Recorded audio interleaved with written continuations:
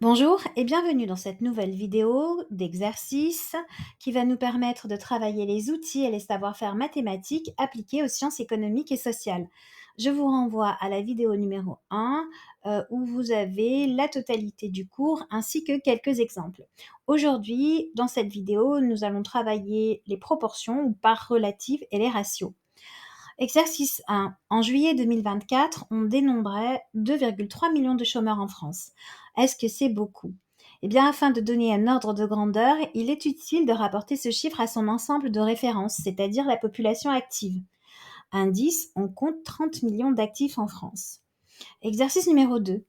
En 2024, la dette publique française s'élevait à 2 922 milliards d'euros et la dette publique grecque à 400 milliards d'euros. 2 922 milliards d'un côté, 400 milliards de l'autre. Est-ce que c'est grave? Afin de pouvoir comparer des valeurs qui se rapportent à des ensembles hétérogènes, les économies françaises et grecques, il est utile de rapporter ces chiffres à leurs ensembles de référence. Le montant du PIB, 2 800 milliards d'euros pour la France et 206 milliards d'euros pour la Grèce. Petit rappel, je vous renvoie à la vidéo 1. Une proportion ou une part relative exprime le rapport entre une partie d'un ensemble ou un sous-ensemble et un ensemble plus vaste. Un ratio exprime le rapport entre une première grandeur, A, par exemple, et une seconde grandeur de référence, notée B. Bien, exercice numéro 1 ou scénario numéro 1, on compte en France en 2024 2,3 millions de chômeurs. Donc ça, c'est un nombre absolu. Donc voilà, en valeur absolue, il y a 2,3 millions de chômeurs en France. La question est de savoir est-ce que c'est beaucoup ou pas. Eh bien, pour pouvoir répondre à la question, il faut rapporter ce chiffre à son ensemble de référence, c'est-à-dire la population active. Et on l'a dit, il y a 30 millions d'actifs en France. Alors, il faut savoir, surtout pour les terminales qui ont le chapitre sur le chômage au programme, que la catégorie des chômeurs fait partie de la catégorie des actifs.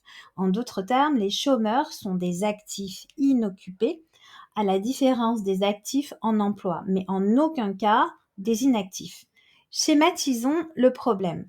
Nous avons donc l'ensemble global ou l'ensemble de référence qui est la population active totale, 30 millions. Dans ces 30 millions, 2,3 millions d'actifs recherchent un emploi, ce sont les chômeurs, et 27,7 millions sont en emploi. Pour calculer la part des chômeurs dans la population active, en d'autres termes pour mesurer le taux de chômage, je vais diviser le sous-ensemble ou la partie par l'ensemble. Et je fais donc 2,3 divisé par 30, ce qui me donne 0,076. C'est normal que nous ayons un nombre qui soit compris entre 0 et 1 parce que le numérateur est plus petit que le dénominateur. Il n'y a plus qu'à décaler la virgule de 2 crans vers la droite pour obtenir un pourcentage, une part relative en pourcentage. Et donc, 7,66% des actifs sont au chômage en France, ou bien le taux de chômage est de 7,66% en France. L'exercice que nous venons de faire n'étant rien différent du problème très simple suivant. Dans une classe de 30 élèves, on compte 20 filles et 10 garçons. On cherche la part des filles en pourcentage et la part des garçons. Eh bien, pour répondre à la question, on va diviser le sous-ensemble par l'ensemble ou la partie par l'ensemble. Je peux commencer avec les filles, par exemple. Je prends 20 que je divise par 30, le sous-ensemble par l'ensemble. J'obtiens 0,66666, etc. Eh bien, je décale ma virgule de 2 crans vers la droite pour obtenir ma donnée en pourcentage et je dis que les filles représentent 66,66% de l'effectif de la classe ou bien 66,66% des élèves de la classe sont des filles. Je fais la même chose pour les garçons. Les garçons représentent, eh bien, 10 divisé par 30, le sous-ensemble divisé par l'ensemble, ou la partie divisée par l'effectif total, ce qui me donne 0,33333. Je décale ma virgule de 2 crans vers la droite pour obtenir un pourcentage, ce qui donne 33,33%. Et je dis, les garçons représentent un tiers des élèves de la classe, ou bien je peux dire un tiers des élèves de la classe sont des garçons.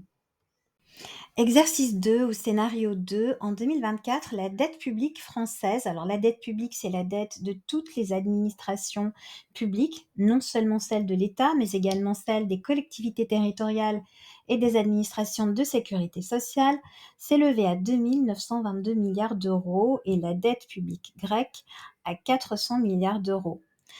2 922 milliards dans un cas, 400 milliards dans l'autre, est-ce grave? Donc pour répondre à la question, il faut pouvoir comparer, des valeurs qui se rapportent à des ensembles différents, hein, des économies françaises et grecques, et il est utile dans ce cas de rapporter ces chiffres à leurs ensembles de référence. Le montant du PIB de la France, 2 800 milliards, le montant du PIB grec, 206 milliards. Et donc, on calcule un ratio, le ratio de la dette française par rapport au PIB français, puis le ratio de la dette grecque par rapport au PIB grec. Je divise donc 2922 par 2800, ce qui me donne 1,0435. Je décale ma virgule de 2 crans vers la droite, j'obtiens 104,35%, ce qui signifie que la dette publique de la France représente 104,35% du PIB français. La dette est supérieure à la richesse qui est produite en un an par la France. Maintenant, le ratio de la dette grecque par rapport au PIB grec, eh bien 400 milliards correspondant à la dette publique grecque, divisé par le PIB grec 206 milliards, nous donne 1,9417, c'est-à-dire lorsque je décale la virgule de 2 crans vers la droite, 114,17%. En d'autres termes, la dette publique grecque représente 194,17% du PIB grec. Et donc, la dette publique grecque est 2 fois plus importante par rapport au PIB grec que la dette publique française par rapport au PIB français. Voilà, à bientôt.